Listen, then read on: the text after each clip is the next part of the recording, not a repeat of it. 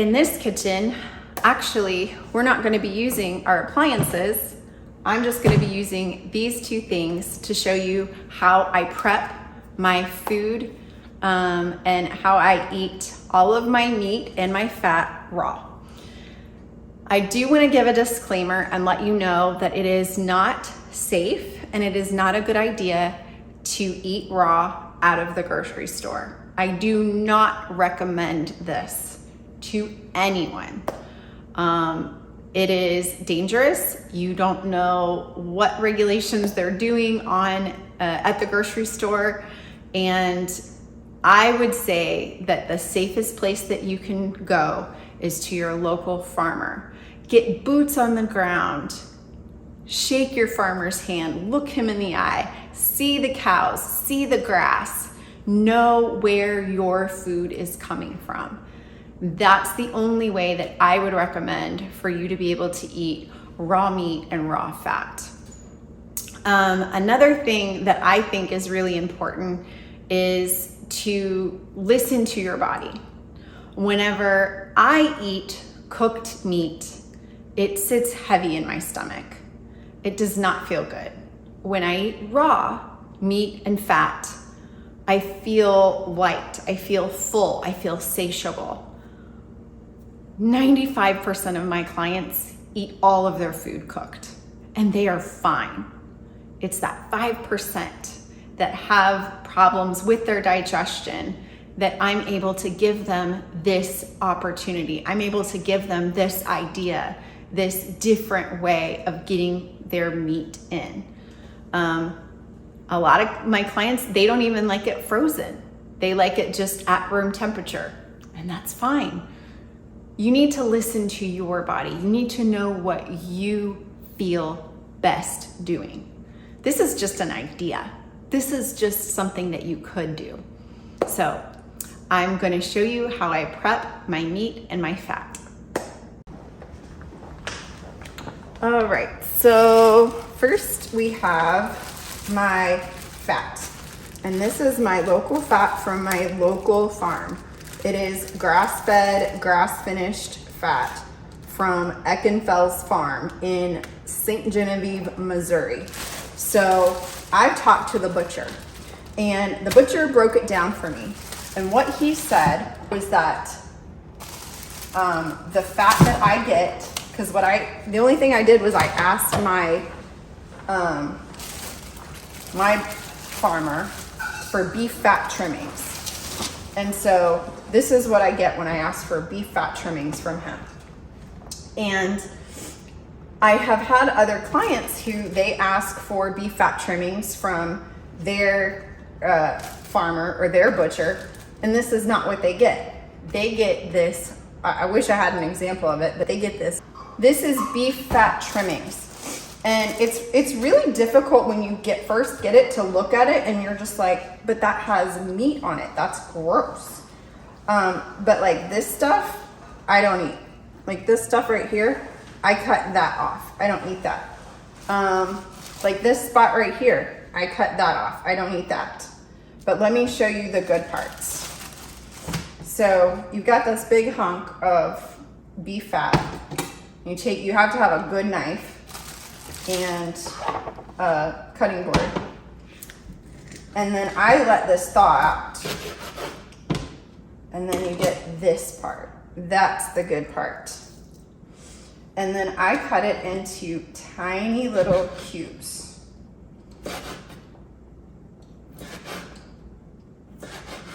And it reminds me of cheese. It's dense like cheese.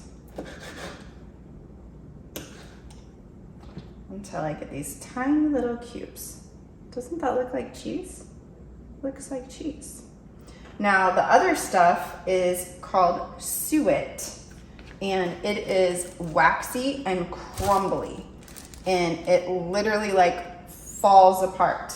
And so you can't even really cut it into cubes. But this stuff is more like that, and where you can actually cut it into cubes. Let me see if I can find another piece here.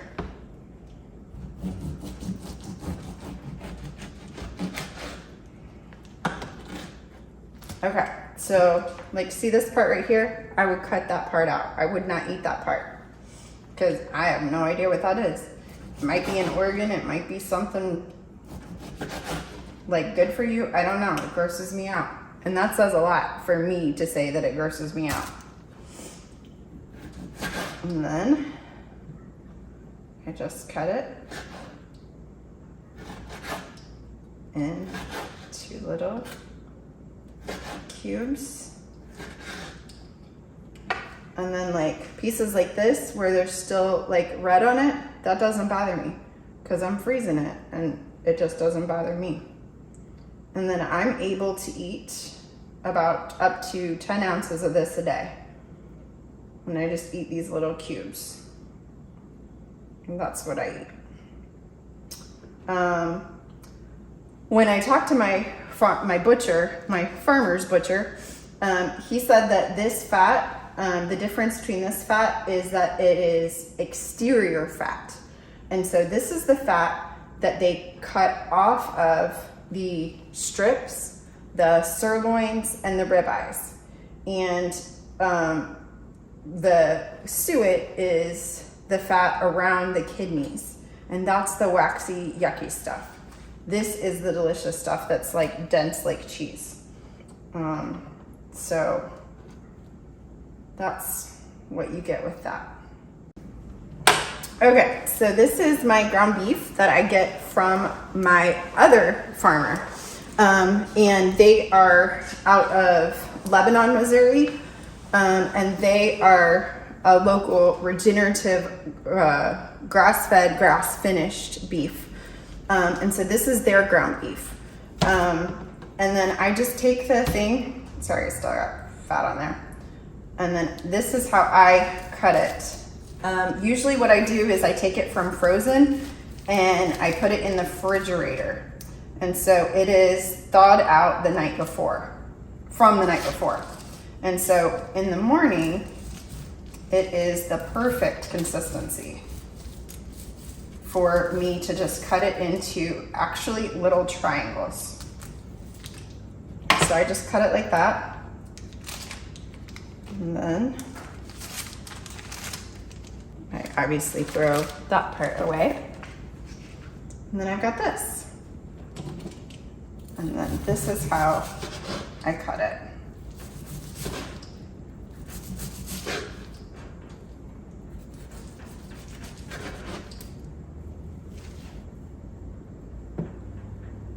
And so it's still got a little bit of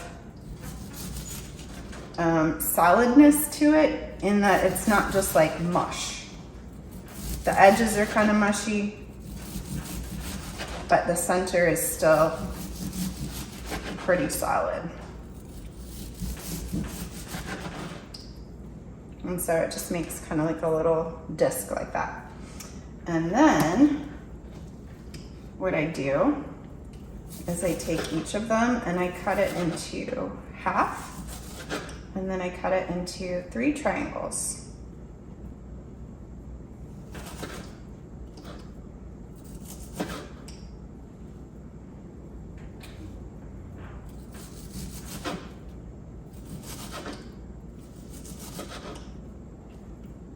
And it looks kind of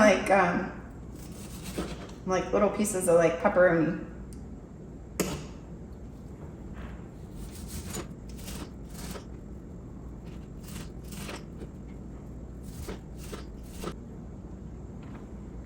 And then that is how I have my ground beef prepared.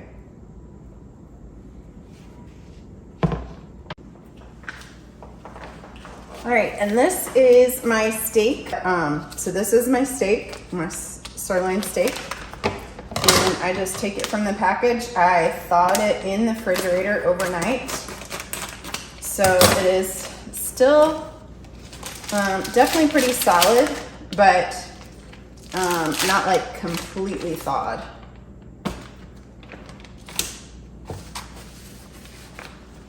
And then I take my knife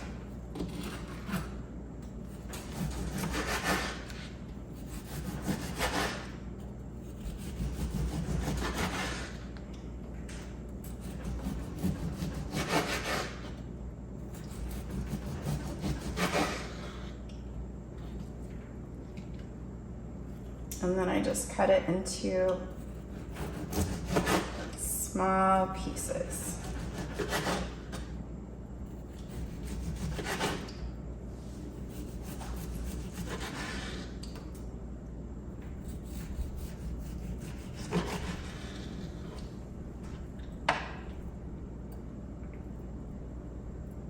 So I just cut it into tiny little pieces, tiny little cubes.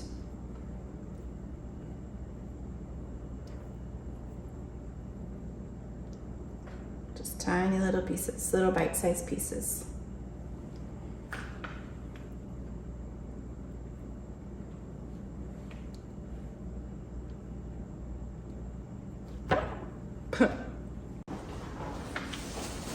Okay. Whenever it's thawed out just a little bit, it gets some pieces like this that are kind of like hard to like cut. Or whenever there's fat, sometimes it's hard to cut because it's like, it's not frozen. That's whenever I use scissors. And I've got these scissors and I've got these scissors. These scissors are really good for like tougher pieces like the fat. And so I just slice through those. And sometimes I even make triangles.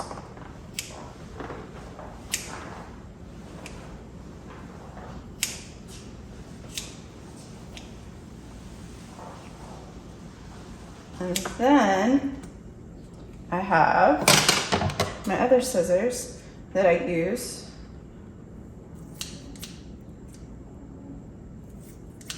And I'm able to just cut through, even though that is a pretty thawed out piece, I'm able to still just like cut through. And obviously that's easier whenever it's more thawed like that. Okay, so here is my container. This is a pretty big Rubbermaid. And then this is how I store it. So this is my fat. And so I just have layers of parchment paper. And then I have my fat.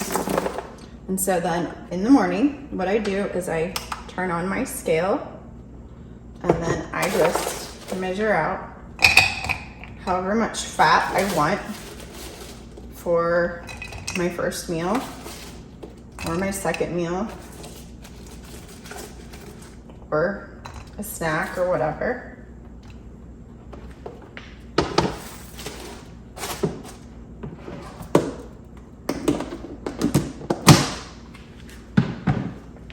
And then I just throw it onto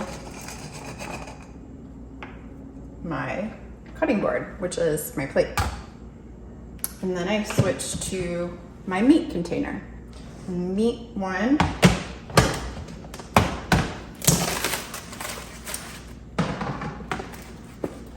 has just the ground beef on the top. So this ground beef I put into the parchment paper and just put into layers. And then I just measure out however much ground beef I want.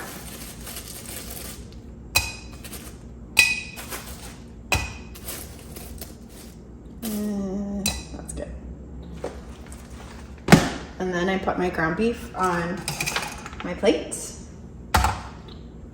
And then down in the bottom, that's where I have my layers of my meat. And so this is my meat down in there, and that's the steak.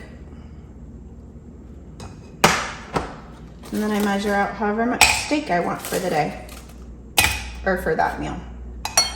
Whoop.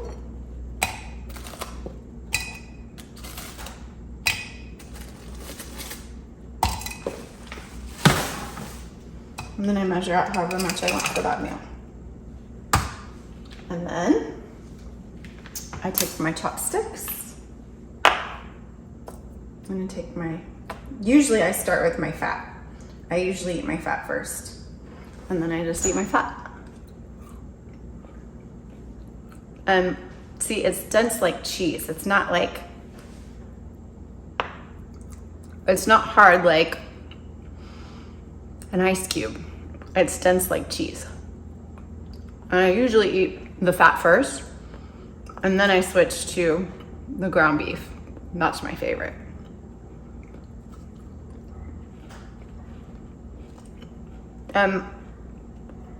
Honestly, it's also not hard like an ice cube. You can just bite into it. It's really good.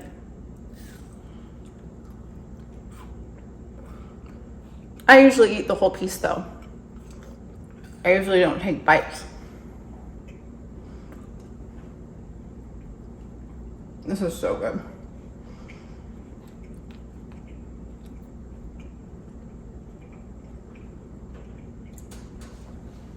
And it's the same way with the steak. See? It's not hard like an ice cube. You can just bite into it.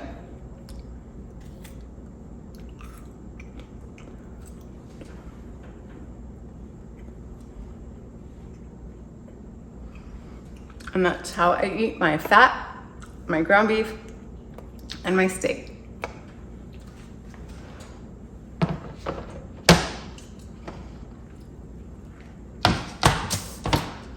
Okay, so now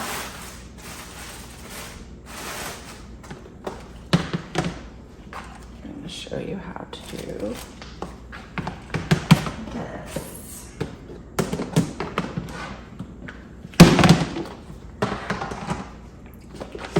So once I have like a whole bowl or plate of the fat, I have parchment paper and I cut it the size of the container.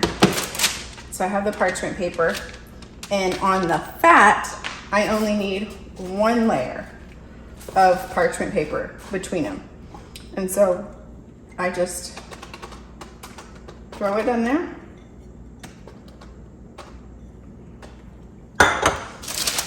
And then I put one layer of parchment paper down, and then it's ready for another layer. And so then I have this whole container filled with layers and layers of fat. And then I put it back in the freezer. And the way that I do my ground beef is that I put it on the top layer.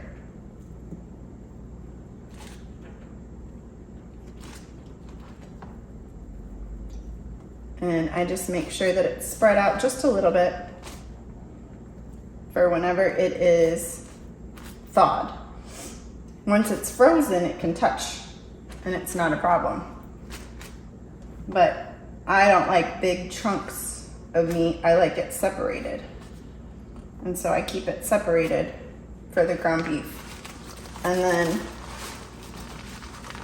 it needs 2 layers. So you need 2 layers of parchment paper between the meat.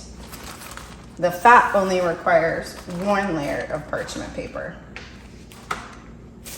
And see this, it's okay if these touch because they're already frozen. And then when I get down here,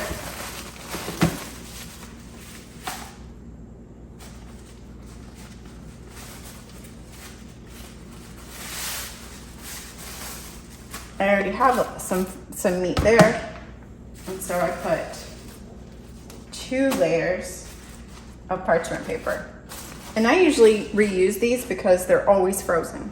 Like, this never thaws out. It's always frozen. The only time that this comes out of the freezer is for me to put it on my plate, and that's it. Or do a video. And so then the same with these is I always try and make sure that the meat is placed like away from each other so that they're not touching.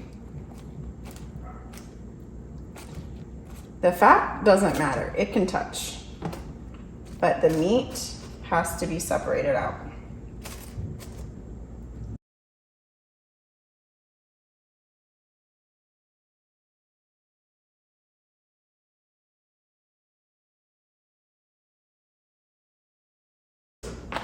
And then once you get one layer and you're ready, and you put 2 pieces of parchment paper down. 2 pieces. And then you just do another layer.